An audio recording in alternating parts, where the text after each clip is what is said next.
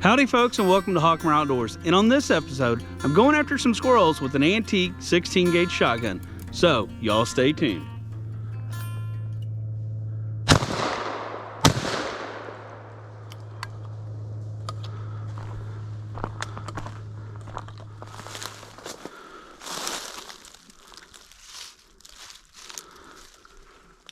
If you're not familiar with 16 gauge, don't feel bad. It's not a very common shotgun gauge anymore, but at one time it was very popular. 16 gauge is smaller than a 12 gauge, yet bigger than a 20 gauge, making it perfectly suitable for small game and upland hunting.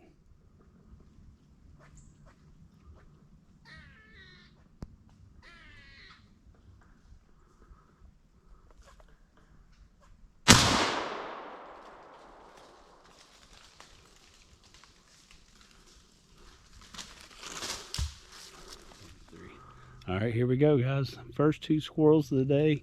Got them in roughly the same spot. Shot the first one. Actually, it took me 2 shots. I think this 16 gauge, I think those fixed chokes are pretty open because I'm not getting the distance, the range that I thought I would. But I shot the first squirrel and I just found a tree. I knew there were more squirrels in the area, so I just sat down and waited, and sure enough, the second one came right out. It's a good trick to have. First 2 down, let's keep moving.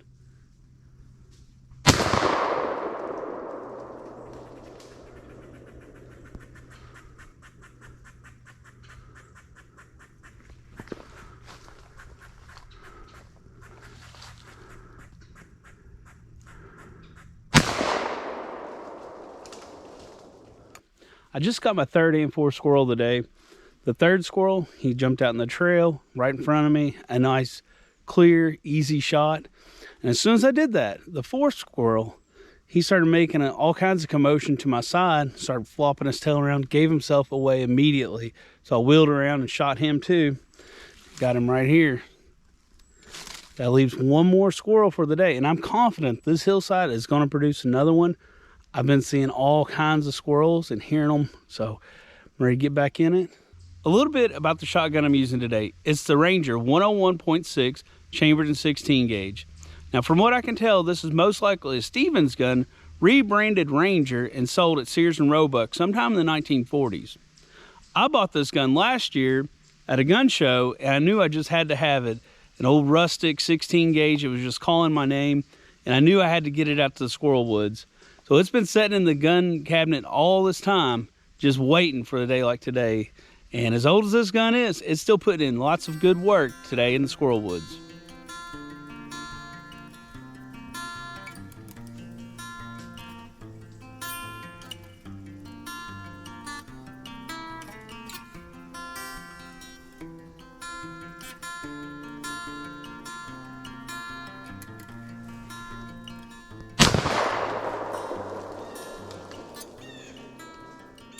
That's a that was a pretty quick limit there.